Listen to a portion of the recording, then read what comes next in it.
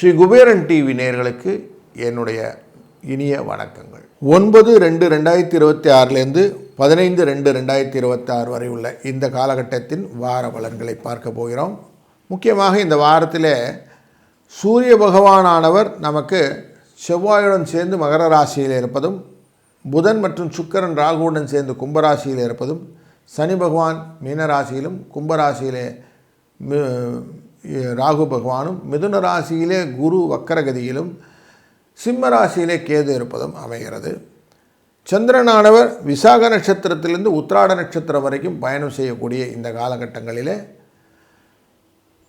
பிப்ரவரி 13 அன்று நமக்கு மாசி பிறப்பு. அதனால் கும்பராசிக்குள்ளார நமக்கு சூரியன் வந்துடுவார். அப்போ சூரியன், சுக்கிரன், புதன் மற்றும் ராகு சேர்ந்து அமரக்கூடிய காலகட்டங்கள் அப்படிங்கிறதுக்கு செவ்வாய் மட்டும் நமக்கு மகர ராசியில் இருப்பார் அப்படின்னு தெரிகிறது. இப்படிப்பட்ட ஒரு காலகட்டங்கள், அதாவது ஒரு 4 கிரகங்கள் சேரக்கூடியது எப்படி இருக்குன்னு பார்க்கணும். அதுபோல் மாசி மாதம் பிறந்துடுது.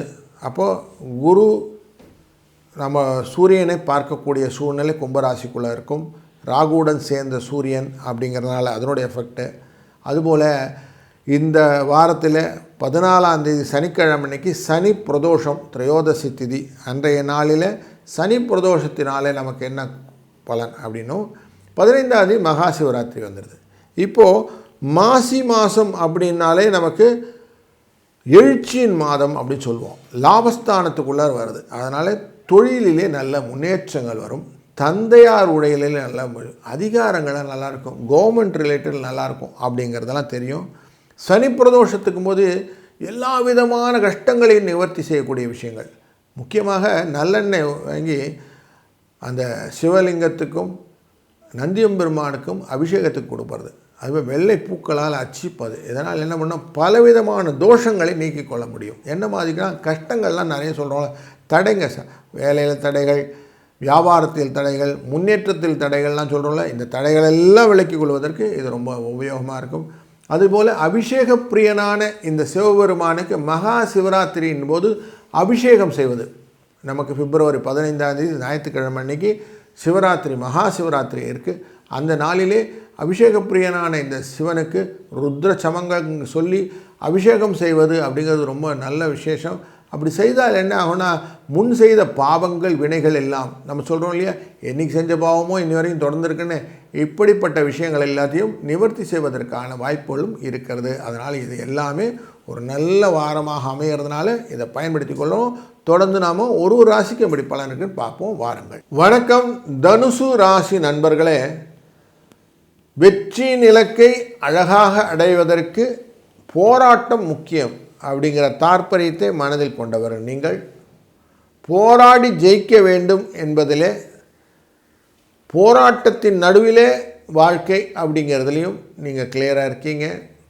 அப்படிப்பட்ட போராட்டத்திலே உங்களுக்கு லாபங்கள் நிறைய உண்டு, ஜெயம் உண்டு உங்கள் பக்கம். 2ஆம் இடம் அப்படிங்கிற மகர ராசிக்குள்ளர சூரியன் செவ்வாயுடன் சேர்ந்து அமர்வதும், அதனால் உங்களுக்கு லாபங்கள் பெறுவதும் வழக்கமாகிவிடும். ஆரோக்கியத்திலே சில குறைபாடுகள், குடும்பத்திலே சில கவலைகள் ஆரோக்கியம் தொடர்பாக அமையும்.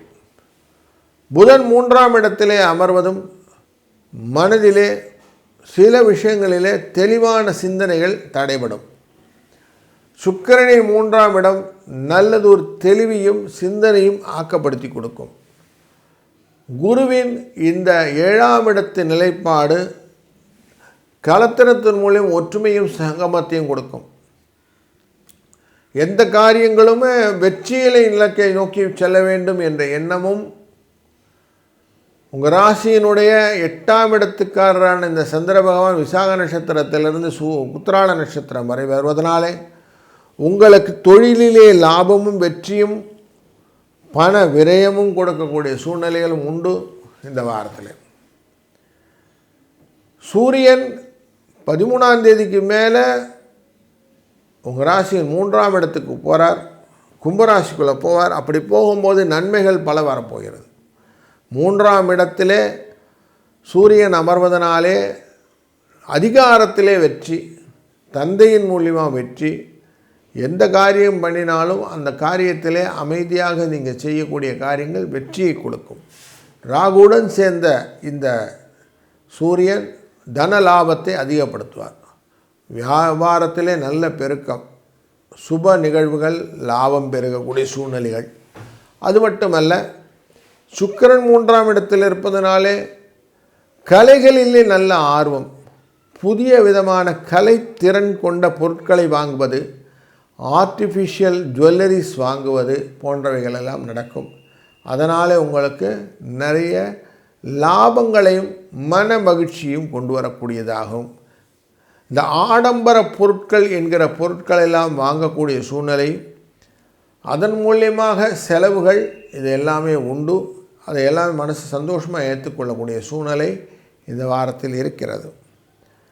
சனி பகவானின் 4ஆம் இடம் என்கிற சுகஸ்தானத்தில் உள்ள சேர்க்கை தன் பார்வையாலே 6ஆம் இடமான சத்ருஸ்தானத்தை பார்ப்பதும் உங்களுக்கு வெற்றியை கொடுப்பதாக அமைகிறது.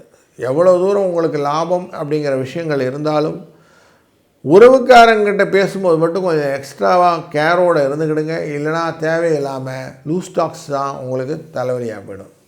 அதனால் இந்த விஷயத்தில் மட்டும் கொஞ்சம் எக்ஸ்ட்ராவாக கால்குலேஷன் இருந்துட்டிங்கன்னா கரெக்டாக இருக்கும். இந்த வாரத்தினுடைய அதிர்ஷ்ட எண் அப்படின்னு பார்க்கும்போது 8, 3 என்ற அதிர்ஷ்ட எண்ணை பயன்படுத்தி கொள்ளுங்கள். இந்த 3ஆம் எண் என்பது முயற்சியின் இலக்கை அடைவதற்கும், 8ஆம் என்பது எதிர்பாராத நன்மைகளை பெறுவதற்கும் பயன்படுத்தும் போது அதற்கான விஷயங்கள் நல்லதொரு செயல்பாடாக உங்களை அழைத்து செல்லும்.